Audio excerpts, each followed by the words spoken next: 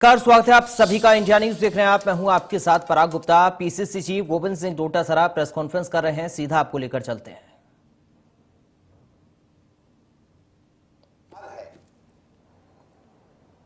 कि आरएसएस के उस प्रमुख व्यक्ति जिसका वीडियो में भ्रष्टाचार की डील करने का प्रमाण और उसकी मौजूदगी उस वीडियो में साबित हो रही है, उसके बावजूद भी उस व्यक्ति को गिरफ्तार क्यों नहीं किया जा रहा है।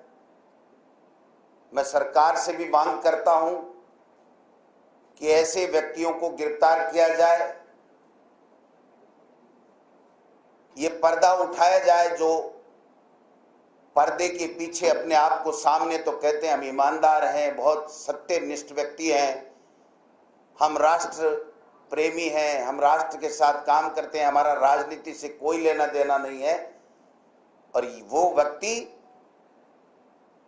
बीवीजी कंपनी के अधिकारियों के साथ में जो संदीप प्रबंधक है उसके साथ में 10% कमीशन की बात कर रहे हैं, एक मुश्त लेने की बात कर रहे हैं। और जो ऑडियो और वीडियो जो सामने आए हैं उसमें यह भी सामने आया है कि आप व्हाट्सएप से बात किया करो। ये भी आए हैं कि भाई साहब जो उस वीडियो में मौजूद है आरएसएस के प्रमुख व्यक्ति निम्बाराम, जिनका नाम समाचार पत्रों के माध्यम से हमें पता चला है, मीडिया के माध्यम से पता चला है, उस व्यक्ति ये कह रहा है कि कमेटियों की आपकी जिम्मेदारी है, आपको संभालना है और मेरे बारे में किसी को बताना मत। राजाराम कह रहा है कि भाई साहब किसी से मिलते ही नहीं हैं, आपसे ही मिले हैं, आप किसी को ये बात मत बताना। ये कुकृत्य, ये भ्रष्टाचार आरएसएस के प्रमुख के कहने पे उसकी मौजूदगी में हो रहा है। भाजपा और आरएसएस के लोग धर्म की आड़ में अपने आप को राष्ट्र प्रेमी, राष्ट्रवादी कहकर के जो कारगुजारियां, जो भ्रष्टाचार कर रहे हैं, ये अब सबके सामने आ चुका है। जो राम मंदिर ट्रस्ट है उसमें आपने देखा होगा कि 2 करोड़ की जमीन उसी दिन 18.5 करोड़ रुपए में डील होती है। ये धर्म के नाम पर चंदा उगाते हैं, उस चंदे में भी धंधा करते हैं, बेईमानी करते हैं और बेईमानी की पराकाष्ठा करते हैं। ऐसे लोगों का पूरे देश में इनका चेहरा बेनकाब हो चुका है कि ये भ्रष्टाचार में आकंठ डूबे हुए हैं। ऐसे लोगों के खिलाफ कार्रवाई होनी चाहिए। ऐसे लोगों का समाज में बहिष्कार होना चाहिए और ऐसे लोगों को तुरंत गिरफ्तार करना चाहिए जो इस पूरे के पूरे भ्रष्टाचार के इस जाल में आ चुके हैं, प्रमाणित हो चुके हैं उनको ऑडियो और वीडियो। तो मैं प्रदेश कांग्रेस कमेटी की तरफ से हमारी सरकार से और एसीबी से मांग करता हूं कि जो भी इसमें दोषी व्यक्ति हों उनको तुरंत गिरफ्तार किया जाए और ऐसे लोगों को हम उजागर करें जो धर्म के नाम पे, आस्था के नाम पे लोगों को चंदा लेकर के उसमें भी धंधा करते हैं, उसमें भी बेईमानी करते हैं। मैं आप सबसे भी आग्रह करता हूं कि ऐसे लोगों को समय रहते सलाखों के पीछे भेजा जाना चाहिए। उसमें आप सब भी सही के साथ खड़े हों, क्योंकि राजस्थान में मुख्यमंत्री अशोक गहलोत के नेतृत्व में हमारी कांग्रेस के कार्यकर्ताओं के मेहनत पे बनी हुई सरकार भ्रष्टाचार में जीरो टॉलरेंस के आधार पर काम करती है, आगे भी करती रहेगी। धन्यवाद।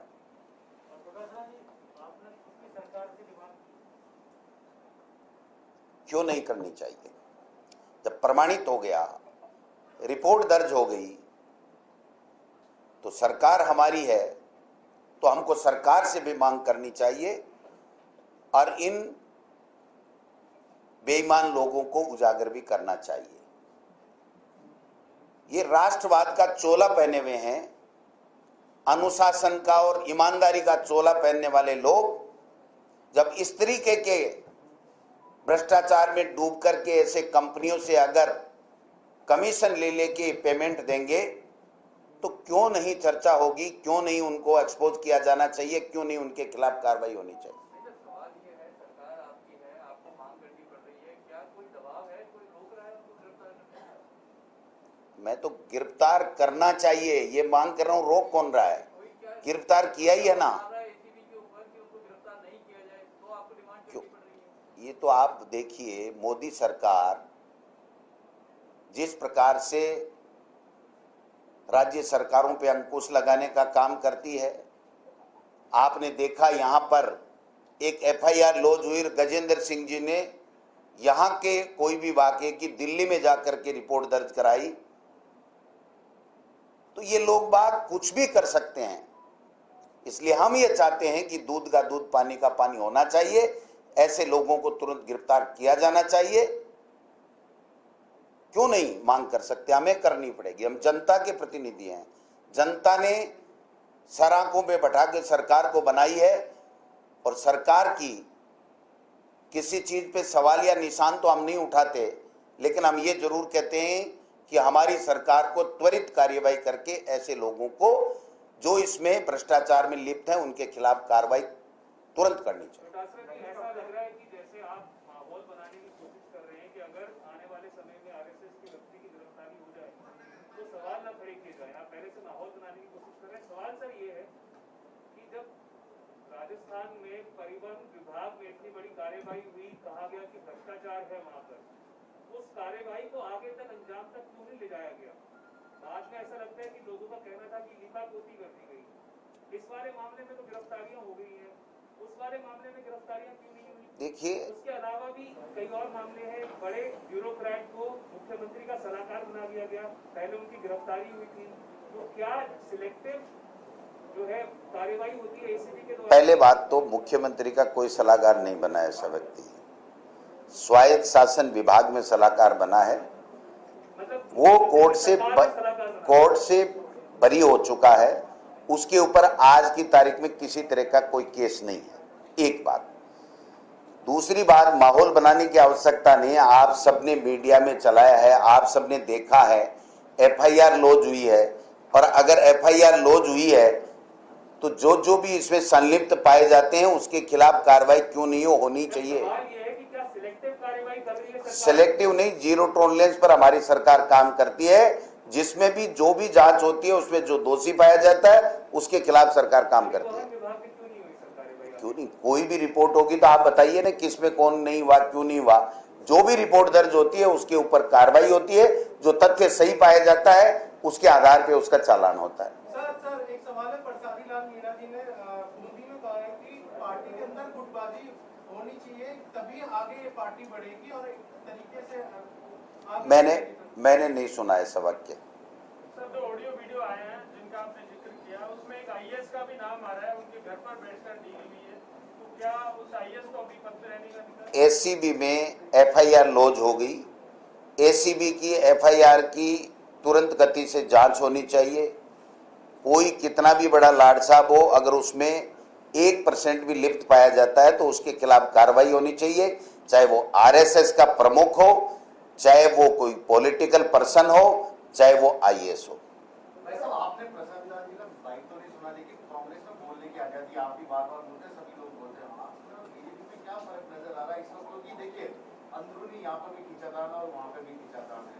प्रसाद लाल जी का इस तरह से बयान आना, बीजेपी और कांग्रेस में ये फर्क है, कांग्रेस पार्टी 36 कौमों को साथ लेकर के जनता की सेवा करती है और बीजेपी का आपके सामने मुखौटा आज आ गया, जो मैं बता ही रहा हूं, आरएसएस और क्या करते हैं, बीजेपी क्या करती है। और केंद्र की बात करूं तो जो माहौल चल रहा है, 60 साल से किसान के साथ में उन्होंने क्या किया, महंगाई के मुद्दे पे उन्होंने क्या किया, बेरोजगारों को रोजगार देने के मुद्दे पे उन्होंने क्या किया, कोविड के अंदर फ्री वैक्सीन देने के मुद्दे पे क्या किया, नोटबंदी के मुद्दे पे क्या किया। आप देखिए, एक से एक फेल मोदी सरकार। ये तो है बीजेपी का नमूना। और हमारे यहाँ राजस्थान में कोविड का हिंदुस्तान में सबसे बेहतर प्रबंधन हुआ, सबसे कम हमारी मृत्यु दर रही, रिकवरी रेट हमारी सबसे बढ़िया रही, वैक्सीनेशन में हम एक दो छोटे राज्यों को छोड़ करके नंबर प्रथम रहे हमारे नागरिकों की सुरक्षा के लिए, उनको स्वास्थ्य सुरक्षा के लिए। तो हमारे में और उनमें इतना फर्क है कि ये लोग बाग चंदे में भी चोरी करते हैं, धर्म के आधार पे लोगों को बांटने का काम करते हैं, और जो एजेंडा पहले देते हैं चुनाव से पहले, उस एजेंडे पे काम नहीं करके दूसरे एजेंडे ला करके भाई को भाई से लड़ा के सत्ता में काबिज होने की बात करते हैं। कांग्रेस कभी ऐसा नहीं करती। एसीबी वाली जो कार्रवाई हुई है उसमें ये कहा जा रहा है कि बीजेपी का एक धड़ा है वो कांग्रेस के साथ मिलकर के और आरएसएस को आगे इसमें विवादास्पद बनाने की कोशिश कर रहा है। बीजेपी के धड़े का ये आरोप है। कोई ऐसे एफआईआर हो सकती है क्या किसी धड़े के कहने से?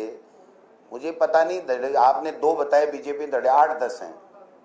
अपनी जानकारी दुरुस्त कर लीजिए, क्योंकि मुख्यमंत्री 8-10 बनने के लिए तैयार हैं, तो धड़े 8-10 हो गए।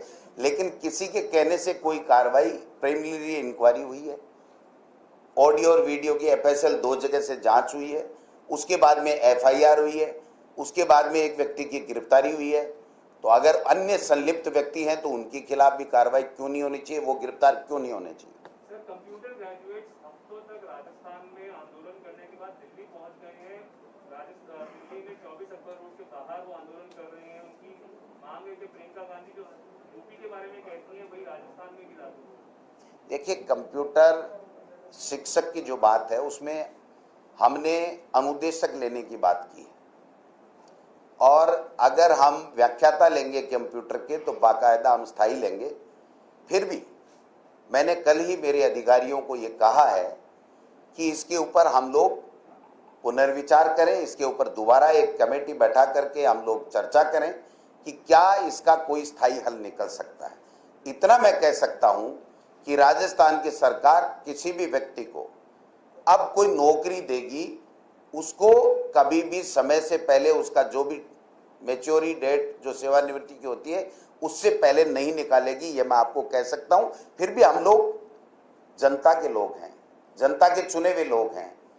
ये जो बेरोजगार छात्र, जो शिक्षित बेरोजगार हैं, इनको कैसे ज्यादा से ज्यादा नौकरियां मिले, कैसे इनको स्थायी इनकी समस्याओं का हल निकले, इसके लिए हमारी सरकार मुख्यमंत्री अशोक गहलोत के नेतृत्व में पूरी तरीके से पारदर्शिता के साथ में, बड़ी संवेदनशीलता के साथ में काम कर रही है। इस मुद्दे को भी हम दोबारा दिखवा लेते हैं। अगर कोई किस तरह का कोई चीज इसमें मिल सकती है जो हम कर सकते हैं कानून में रह के, वो यथासंभव सब चीजें जो कानून सम्मत है वो हम इन बेरोजगार छात्रों के लिए करें।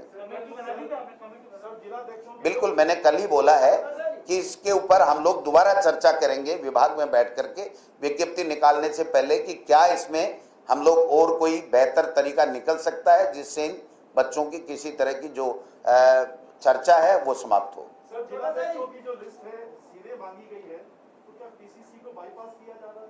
पीसीसी से तो मांगते मांगते 4 महीने हो गए। पीसीसी ने हमारे जो सचिव है, सेक्रेटरी है, उनको कहा है, वो ला रहे हैं। एआईसीसी ले, पीसीसी ले, सब लेंगे, और लेने के बाद में एक चर्चा करके सब नेताओं के साथ में, वरिष्ठ नेताओं के साथ में, फिर आला कमान को प्रदेश कांग्रेस कमेटी की तरफ से प्रस्ताव भेजेंगे, और प्रदेश कांग्रेस कमेटी के प्रस्ताव के ऊपर आला कमान निर्णय करेगा। कोई ज्यादा टाइम नहीं लगेगा, आप चिंता मत करो। चर्चा सर इसलिए हो गई, सीधे मांगी जा रही है, बाईपास आप बताइए, कोई बाईपास नहीं, मेरे से भी मांगे गए हैं। एआईसीसी प्रदेश कांग्रेस कमेटी के तमाम पदाधिकारी को ये कह रही है कि आपको काफी दिन हो गए कहते हुए आप नाम लाइए। इसमें कोई गलत नहीं है। एआईसीसी, पीसीसी सब मिलकर के नाम लेकर के फील्ड से जो संभावित नेता हैं, जो जिलाध्यक्ष के या ब्लॉक अध्यक्ष के उम्मीदवार हैं, उनके नाम लेकर के एक पैनल बना करके हम लोग चर्चा करके, और फिर प्रदेश कांग्रेस कमेटी की तरफ से एक प्रस्ताव भेजेंगे जिसपे आला कमान निर्णय करेगा। नाम ही नहीं लिख पाए आप। किसको? 2.5 साल में नाम ही नहीं 2.5 साल कब हो गए? आप सरकार हो गए। नहीं, 2.5 साल सरकार भेजती है क्या नाम? ये तो 11.5 महीने। आप मेरे भाई बाइस्ट मत हो। 2.5 साल क्यों कह रहे हो? अभी 12 महीने नहीं हुए। आपका क्या है, थोड़ा सा एंगल दूसरा रहता है तो आप से निकल गया। मैं माफी चाहता हूँ, 2.5 साल नहीं हुआ, अभी 12 महीने में नहीं हुआ। हाँ, व्हाई नॉट? पीसीसी किसका? 39 सदस्यों की लिस्ट नहीं निकाली क्या हमने पीसीसी पहले पदाधिकारी बनेंगे, पीसीसी के पदाधिकारी फील्ड से नाम लेकर के आएंगे, उसके बाद में ही तो अच्छा पैनल बनेगा। और पैनल पे हम लोग सब वरिष्ठ नेता विचार करके आलाकमान को प्रस्ताव देंगे, और वो प्रस्ताव हमारा आलाकमान मंजूर करेगा तो आप और हम सब बैठ करके उसकी घोषणा हो जाएगी। ये कब तक हो पाएगी? आपने और बागेल साहब ने कहा था जून तक हो जाएगी, जून से निकल गया। आप जल्दी उम्मीद करोगे इस तरह की प्रेस कॉन्फ्रेंस दोबारा करेंगे।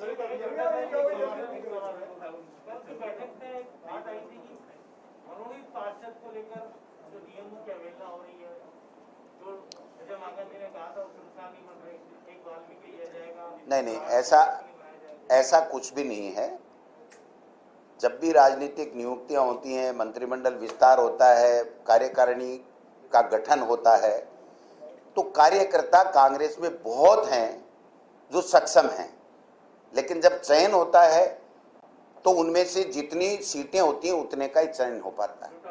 इसलिए ऐसा कहना कि चयन गलत हो गया, निश्चित रूप से कुछ रह गए होंगे तो उन लोगों को अन्य जगह पर सम्मानजनक पद के ऊपर उनको एकोमोडेट किया जाएगा। सर, कल मुख्यमंत्री जी ने कहा है कि राजस्थान में करीब 75 लाख लोग ड्यू हो जाएंगे दूसरी डोज की वैक्सीन के लिए जुलाई के महीने में, और उन्होंने कहा है कि केंद्र की तरफ से केवल करीब 65 लाख वैक्सीन का तय किया गया है। तो क्या लगता है कि केंद्र की सरकार भेदभाव कर रही है कांग्रेस शासित प्रदेश में?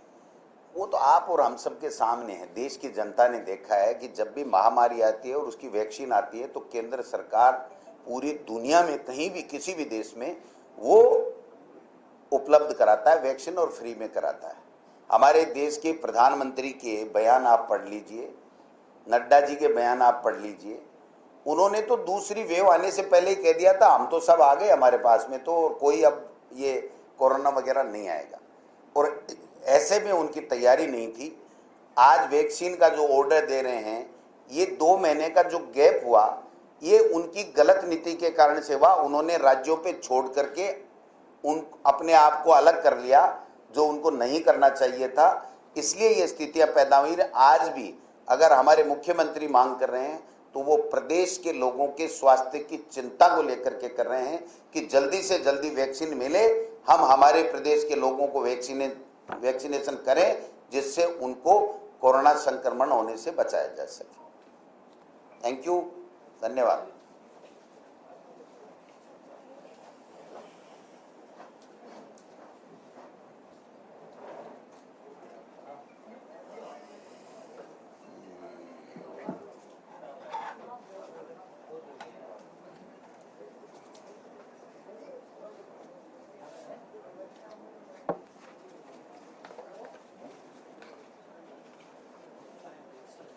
चाय आ रही है भाई?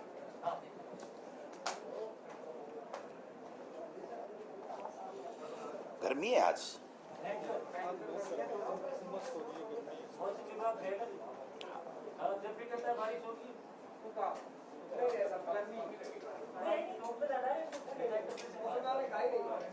ओ भाई, अरे 2.5 कहाँ हो गए? अब तो बात कर ले मेरे से, 2.5 कहाँ हो गए? तो बढ़िया है ना, ये 5 भी होंगे और 7.5 भी होंगे। इसके थोड़ा इसका अलग से बैठना पड़ेगा मेरे को।